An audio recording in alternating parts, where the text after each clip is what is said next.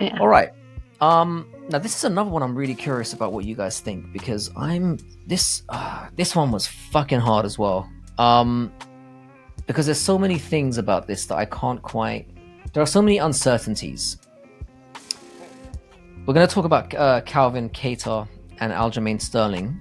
I cannot wait to hear what you both have to say about this one.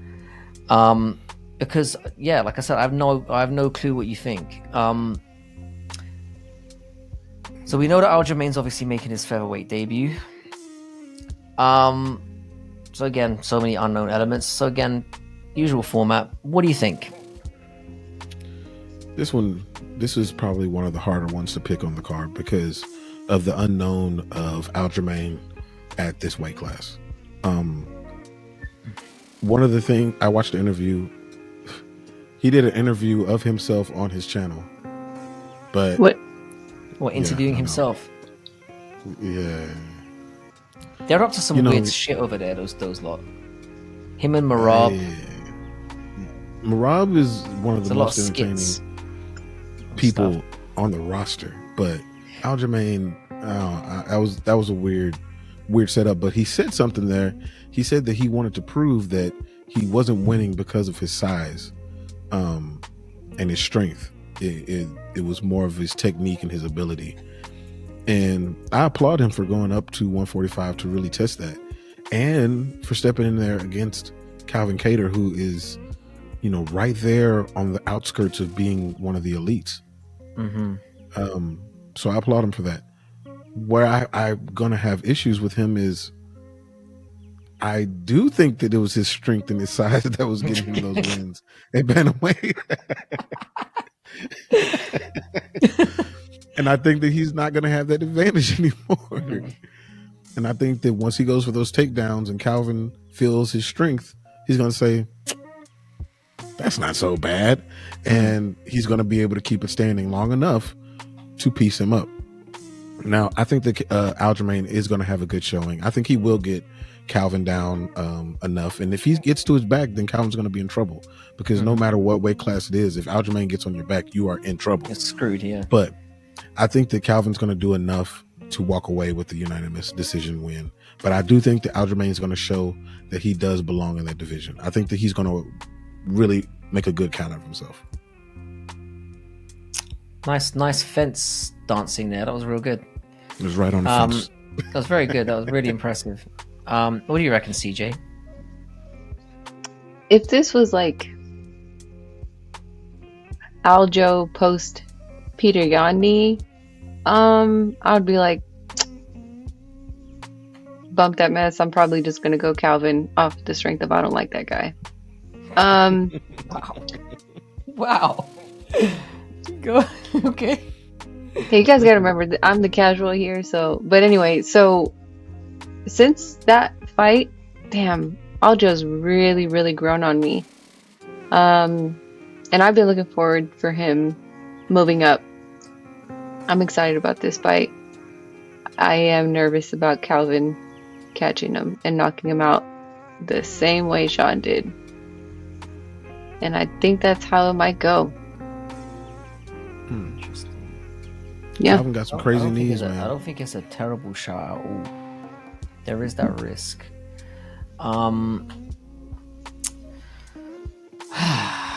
Again, this is another one I really had to think about. I watched so many fights, and these were the two that I really watched a lot of tape on, because I really had to do some digging, because I've literally gone back and forth on both these guys for weeks.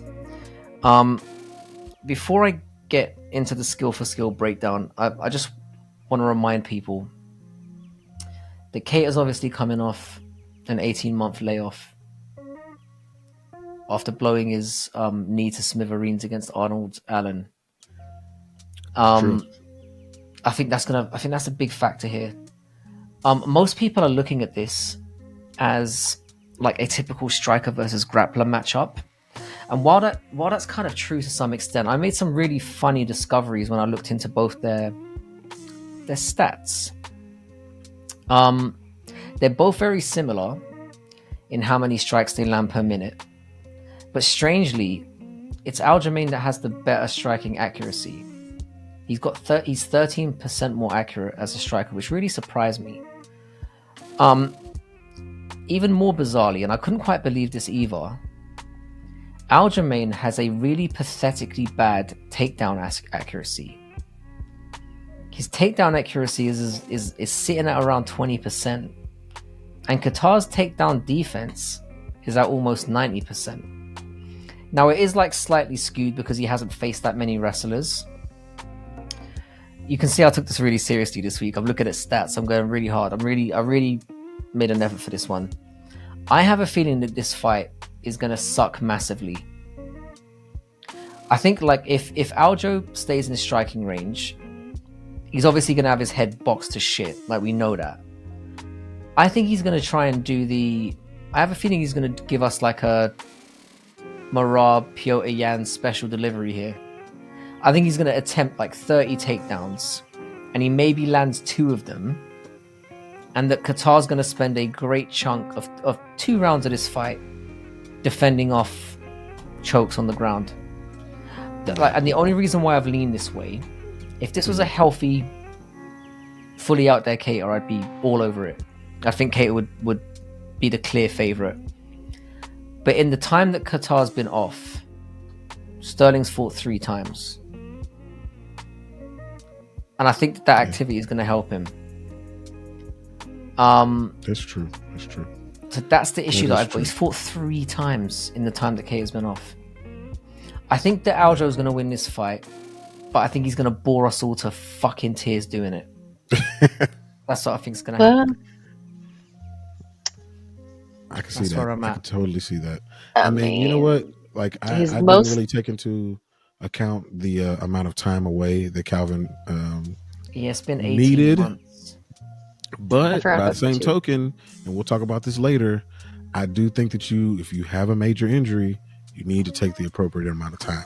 And if you are somebody who is, and if you're somebody who is in the rankings, you're going to fight a killer. You have no choice. And if I'm Calvin and I'm going to fight somebody who is seen as possibly undersized, like, now is a good time to do it. I don't think a champion. Yeah, I don't think he's going to come in there injured. That's the main thing. I think he's going to come in refreshed, but I think he's going to be a bit rusty starting out. I'm not sure how much I believe in ring rust, but it's just the fact that Aljo's fought 3 times in that time, and all high level fights as well. He fought 3 really tough guys. By the same token, his last fight, he was knocked out. He got bonged out, But I thought he was doing quite well in that first round. And then I think so too. I think he got overexcited. He just thought, this is easy, I've got this. And then he just got smashed. He got caught. Yeah, I think it was something that Sugar was waiting on. He was waiting. He practiced that exact escape strike in the back before the fight. So he knew it was coming. That was he just executed it. Definitely his emergency exit. When he woke up from his little nap, is he was like, "I fucking the game plan, man." I just threw the game plan out the window. Everything they were telling me to do for the whole camp, I just went against it. You know, you could see how pissed he was with himself, and I think he's gonna game plan to hell for this one. I don't think he's gonna care that he makes it boring. I just think he wants to win and show that he can do it. And I can't blame him for it. I cannot blame him for it. Again, I mean, mate, to be honest, like the whole time, I was thinking Kattar's just gonna piece him up for 3 rounds. He's gonna keep him off. He's way too big. But it's just a hunch. I just feel like he's gonna he's just gonna decision us to death. Spam takedowns, and not hit hardly any of them. Yeah. But there is the case as well. It is obviously in Vegas, and Vegas ain't really too fun. They're not really too keen on people doing they don't give a fuck about wrestling anymore. So that could be interesting. Yeah. And Aljo is a bit emotional too. And so I could see him throwing out the game plan if the crowd isn't, if they're not happy with his I don't think he has another game plan. I think there's only one. He can't strike with Kattar. That will not go well. Yeah. He's like, they give him a multiple choice question, and it's like, okay, we want option A, option A, option A, or option A. You choose. It's only gonna be A. That's it. That's all he got. Yeah, and to be fair, he's very good at it, and I think his striking is a little bit underrated. He's a bit funky, you know. But he's not a good. He's not. He's do not box with KR. If he wants to win this fight, he cannot do that. He's got to hug those nuts. He's got That's the only way. Yeah. Option A.